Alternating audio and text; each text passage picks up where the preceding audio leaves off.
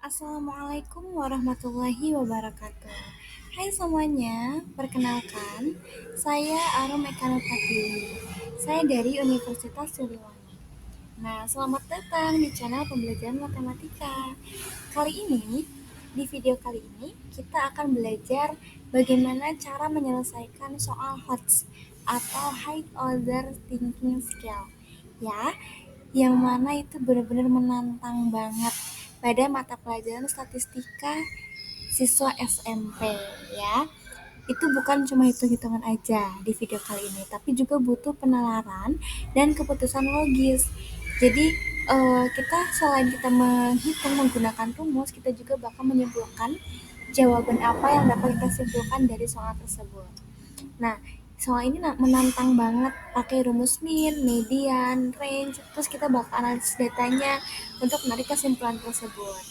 Nah, yuk kita mulai ke soal nomor pertama. Jangan lupa siapkan kertas, pensil, dan kalkulator kalian ya. Soal nomor pertama. Nah, soal nomor pertama. Diketahui, kelas 7A dan kelas 7B itu mengikuti pretest dan posttest setelah program belajar intensif selama 1 bulan dengan data nilai sebagai berikut. Kelas 7A, pretestnya itu nilainya ada yang 62, 65, 67, 70, 72, 74, 76, 78, 80, dan 82. Lalu setelah melakukan posttest, nilainya itu 66, 70, 72, 75, 79, 81, 83, 85, 87, dan 89. Lalu untuk kelas 7B, nilai pretestnya itu ada yang 60, 62, 64, 65, 66, 68, 70, 72, 74, dan 76. Nah, lalu posttestnya nilainya itu ada yang 58, 61, 63, 65, 67, 69, 71, 73, 95, dan 98. Nah, bisa kita lihat ya, dari nilai kelas 7A dan kelas 7B, dari pretest ke posttest di kelas 7A itu lumayan meningkat ya teman-teman semuanya ya. Nah, di kelas 7B itu ada yang meningkat, ada yang enggak. Ada yang dari 60 ke 58. Tapi ada juga yang dari 76 ke 98, dari 74 ke 95. Itu meningkat banget ya teman-teman ya, bisa dilihat. Nah, lalu kepala sekolah tersebut itu berpendapat bahwa kelas 7B itu lebih berhasil karena terdapat nilai 98 pada posttestnya. Tugas kalian itu buktikan apakah pendapat kepala sekolah tersebut itu benar atau tidak. Nah, untuk membuktikan pernyataan dari kepala sekolah tersebut, ayo kita mulai kerjakan.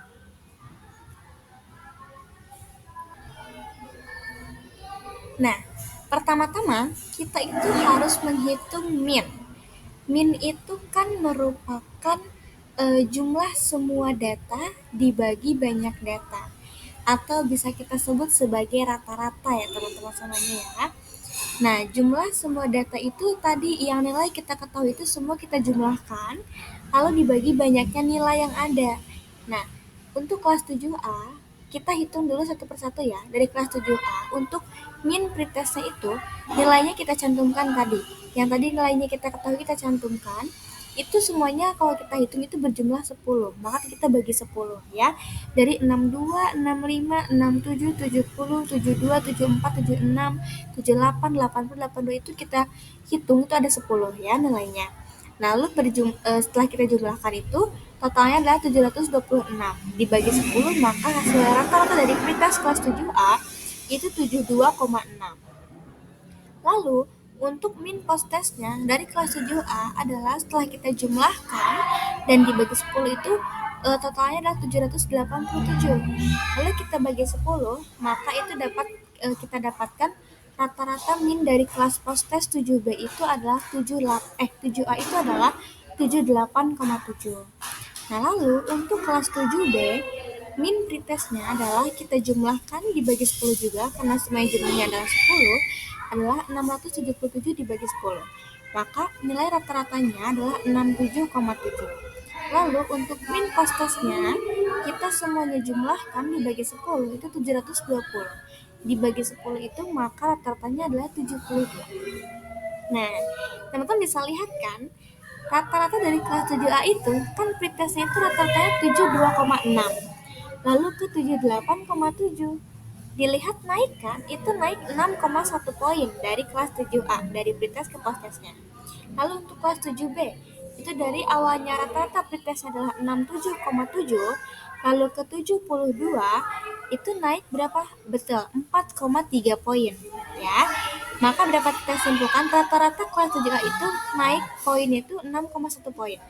Tapi untuk kelas 7B itu naiknya adalah cuma 4,3 poin. Nah, setelah kita menghitung rata-rata, kita hitung median dan range-nya. Median itu kan merupakan nilai tengah, sedangkan range adalah selisih nilai tertinggi dan terendahnya. Nah, teman-teman, sebelum kita menghitung nilai median, kita harus mengurutkan nilai dari yang terkecil ke terbesar. Kan tadi kita dapatkan di soal itu kan belum ngurut ya teman-teman semuanya ya. Nilainya itu belum ngurut dari yang terkecil ke terbesar. Maka kita urutkan dari yang terkecil ke terbesar. Ini yang kita ambil itu nilai post-testnya teman-teman ya, bukan nilai pretest dan post-test. Tapi kita ambil nilai post-testnya saja. Nah, di sini saya telah urutkan untuk kelas 7 itu dari nilai 66 sampai nilai 89. Nah, kalau untuk mendapatkan median itu, kalau semuanya berjumlah genap, maka kita ambil dua nilai di tengah, lalu kita bagi dua. Ya kan? Tapi kalau misalkan nilainya ganjil, kita ambil tengahnya itu udah dapat satu nilai tengah gitu. Nah, karena ini berjumlah 10, maka ini bakal ada dua nilai di tengah-tengah. Maka kita bakal bagi dua ya. Nah, setelah saya urutkan dari nilai 66 ke nilai 89, maka nilai tengahnya adalah 79 ditambah 81. Dibagi 2 itu maka mediannya adalah 80 untuk kelas 7A. Nah, untuk range-nya itu dia dari 89, nilai tertingginya 89, dikurangi 66 adalah nilai terendahnya. Hasilnya adalah 23. Nah, untuk kelas 7B, setelah saya urutkan dari nilai 58 sampai nilai 98, mediannya itu di nilai 67 dan 69. Kita jumlahkan, lalu bagi 2, maka hasil median dari kelas 7B adalah 68.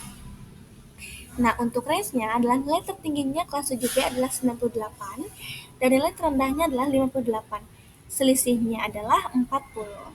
Nah, kita bisa lihat ya teman-teman semuanya ya, nilai kelas 7B itu menyebarnya lebih jauh. Ada yang tinggi banget nilainya 98, ada yang rendah banget nilainya 58. Jadi gapnya itu jauh banget. Jarak antara nilai rendah ke tinggi itu jauh banget. Tapi juga ada yang rendah banget 58. Sedangkan untuk kelas 7A itu nilainya itu naik bertahap. Nggak ada yang jauh banget ya teman-teman semuanya ya. Nah, setelah kita menghitung median dan range, kita menghitung persentase peningkatan rata-rata atau minnya.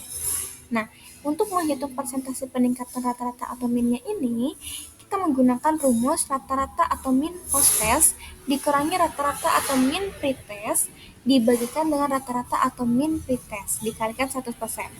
Nah, untuk kelas 7A itu rata-rata post-testnya adalah 78,7 dikurangi rata-rata pre-testnya 72,6 dibagi rata-rata pre-test adalah 72,6 dikalikan 100%, maka hasilnya adalah 6,1 dibagi 72,6 kali 100% adalah 8,4%.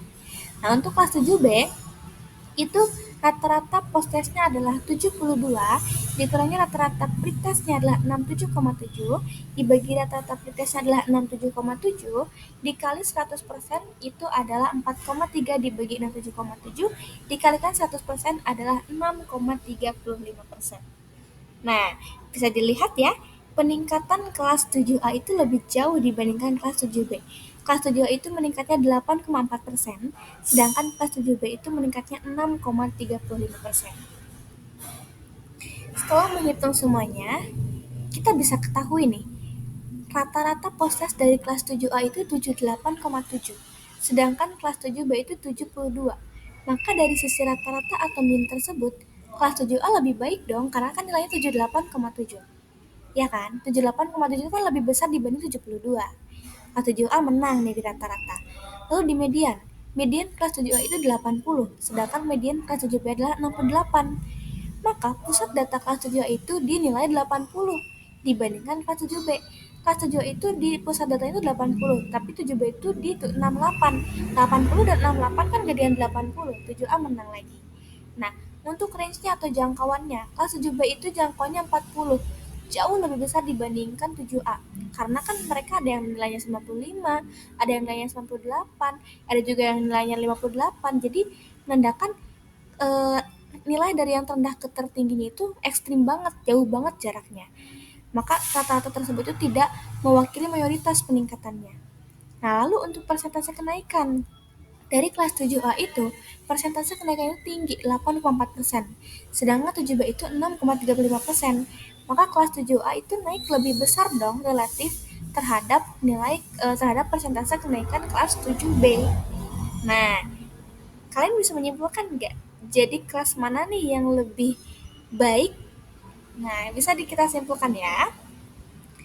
Maka dikatakan yang klaim oleh kepala sekolah bahwa kelas 7B itu lebih berhasil itu tidak benar. Karena ada nilai 98 itu tidak benar. Karena kenapa? Karena kelas 7B itu memang mewakili beberapa nilai yang sangat tinggi. Ada yang 98, ada yang 95, tapi mayoritas siswa itu tidak mengalami peningkatannya sebesar itu. Jadi mereka itu mayoritasnya itu rata-rata tidak seperti itu. Mereka tuh jauh banget gitu dibandingkan kelas 7A. Sebaran nilai 7B juga tidak merata. Kriteria berhasil itu dikatakan berhasil apabila pertimbangan rata-rata, median, dan konsistensi itu benar. Jadi kelas 7A kan tadi rata-ratanya konsisten, mediannya juga lebih besar dibandingkan kelas 7B. Berarti kelas 7A itu lebih baik dibandingkan kelas 7B.